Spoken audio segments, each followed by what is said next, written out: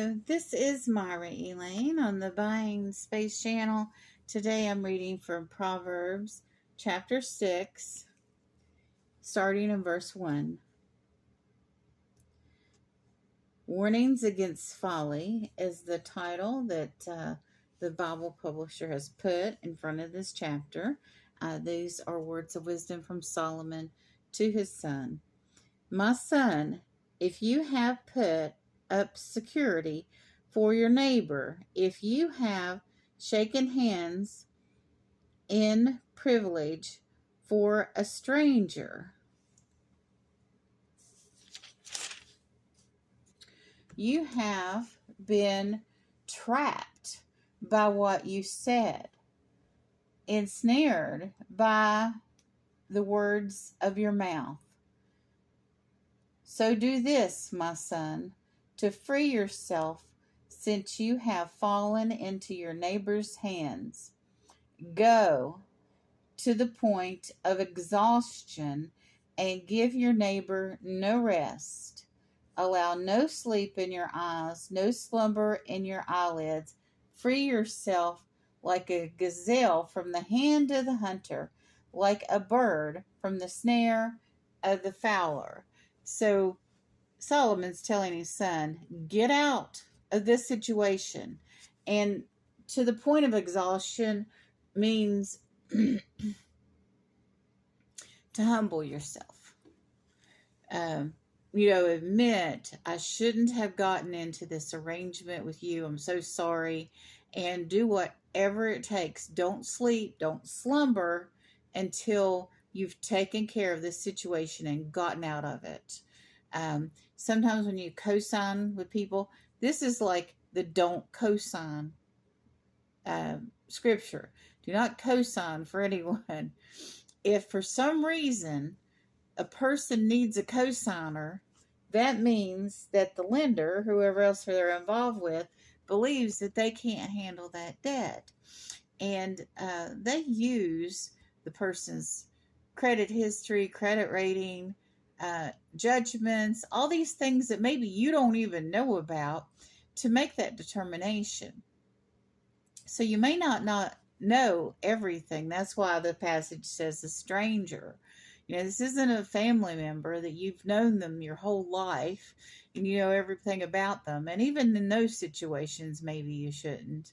But with a neighbor, my neighbors, they come and go. I live in a city, and I don't go visit my neighbors. I don't know their business. They don't know my business. I don't tell them my business. When my mother was alive, she would tell the neighbors things. And I'm like, don't tell the neighbors. She's like, well, you put it on social media. I'm like, and none of those people in this neighborhood are on my social media. And that was listed just for friends. So, even in, what your private business is, you control who you tell. And if I tell a bunch of people out of state about something that's happening to me locally, they usually have no impact on that locally. But if you tell your neighbors stuff, they can. Well, I had a situation several weeks ago that I walked out of the house, and the little old lady that lives at the end of the street had a caregiver over there. And the caregiver was yelling at me what she was yelling. And she has dementia now and was not saying information, yet it was being yelled down the street. So, if your neighbor's lost their mind, there's not a lot you can do. I have a lot of compassion for that woman. She's lived there forever. Probably before I was even born, she lived in that house. And she recently lost her husband. The caregiver, however, should have known that she's caring for someone with dementia and yelling whatever that person's saying down the street. Not a wise thing to do. But your neighbors can make your life miserable. Like it says in the passage, that you're in your neighbor's hands. I don't want to be in anybody's hands. So I don't tell my personal business to my neighbors. I just don't do it. Uh, fences make good neighbors, as they say. And I don't like my next door neighbors or people across the street to come up and talk to me. I have a lady that every time I go out to the Little Diverse Library, she's there bending my ear, wanting to talk to me. And I'm trying to film what's going on with the library. Now, I'm not rude, but I don't really want to tell her my business, and she'll ask pointed questions. Every neighborhood has a Gladys Kravitz that comes and gets in your business, or tries to. And you just skate. I mean, I'm not unloving, but I'm not going to invite my neighbors into my life. I'm just not. I've been in situations in the past that's taught me, there needs to be a hard line in the sand here, for people that are in your close physical proximity, and to get into a loan or a situation where you're being taken advantage of. I've seen that a lot in the past. I'm not. I actually have been taken advantage of too. But, I've had family members go through that because they didn't know how to set boundaries with people. And financial co signing or getting into finances with your very close neighbors is not a good idea. I mean, sometimes you'll have things in the neighborhood that people have to pull together to make happen. Uh, and that's a joint effort, and that should be done in a fair manner. So sometimes it's hard not to get ensnared financially with neighbors, but it really should be avoided. And Solomon's very wise, in telling his son, don't even sleep. Go to the point of exhaustion and give your neighbor no rest. Like if you go and there's a situation, your neighbor is dodging you, you know, they owe you money, kind of situation.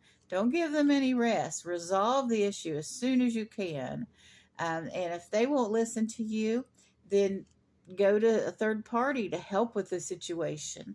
I mean, sometimes people have to hire attorneys because people don't respond, because they don't want to face what is going on or what needs to be done or what situation needs to be broken.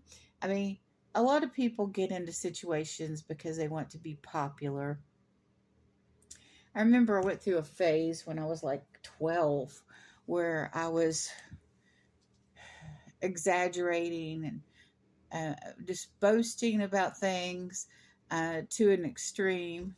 And I got caught up in something. I remember exactly what it was. It was around a time that I had given away a bunch of stickers to my classmates, and they took advantage of me. But I was trying to be popular, and that broke me of it. That broke me of exaggerating to make myself look good.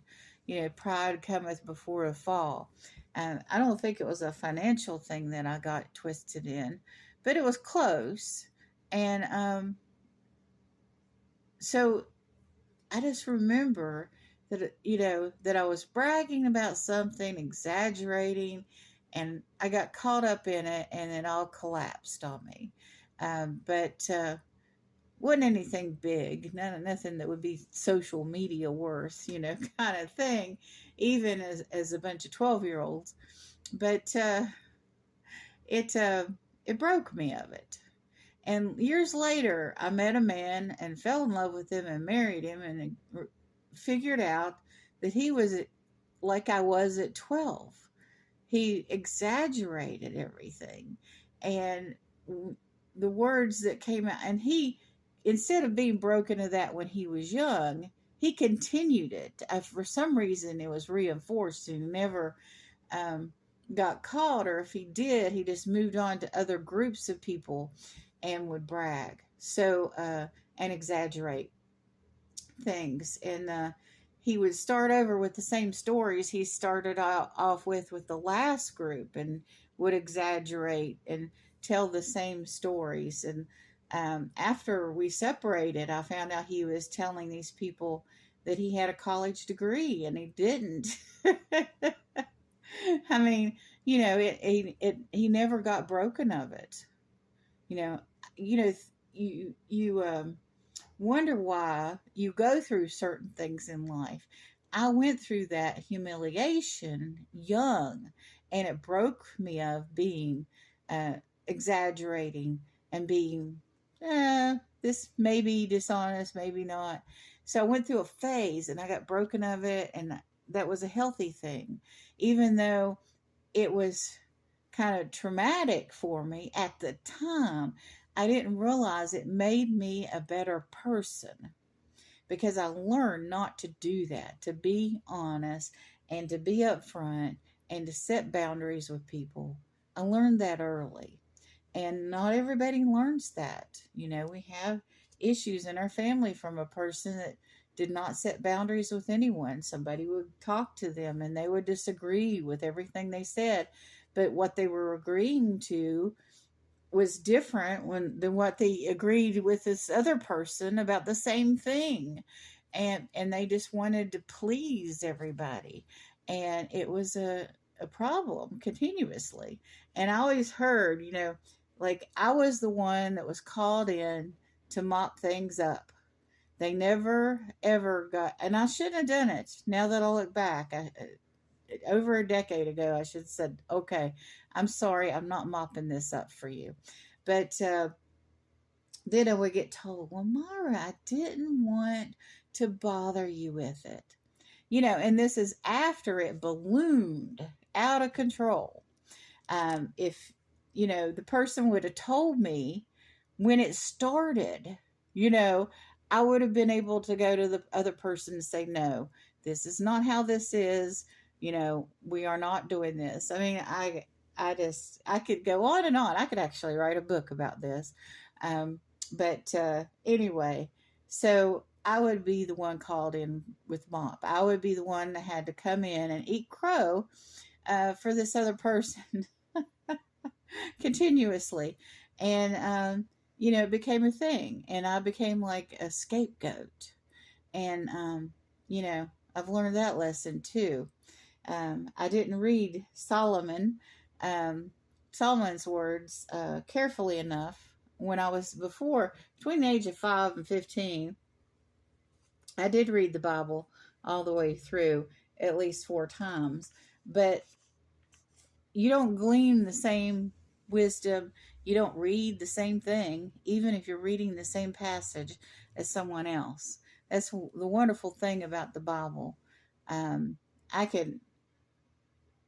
started reading some of the passages I've already read, because I go back and I listen to what I read and what I said about that passage, and I've gleaned more information, more wisdom from that same passage.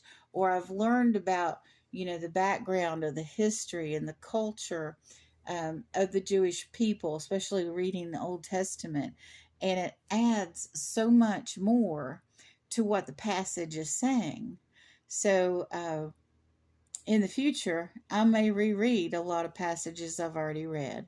And I hope that you all understand that I'm on a journey, I'm growing, and what I said last year may be different than what I say this coming year about the same passage. I have a different perspective. I'm continuously learning as I read. And I hope you do the same. I hope you let the Holy Spirit guide you in reading the Bible, and you're actively learning as you read. You all have a wonderful and blessed day.